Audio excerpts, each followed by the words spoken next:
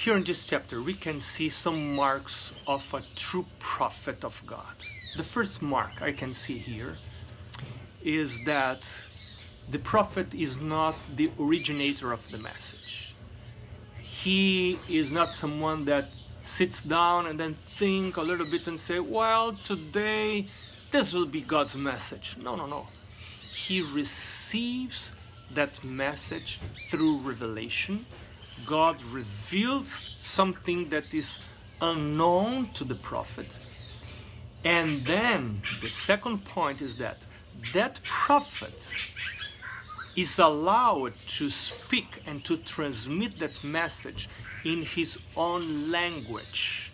And you can see that here in Exodus 7, when God tells to Moses, well, Moses, you said to me that you are uncircumcised of lips. So, very well, I will use Aaron to speak. But I would like all to know that you are in charge here. So Aaron will only be your prophet to Pharaoh. But I will talk to you. You are my prophet. You are Moses. Then you will be like God to Aaron, and then Aaron will be like your prophet to Pharaoh.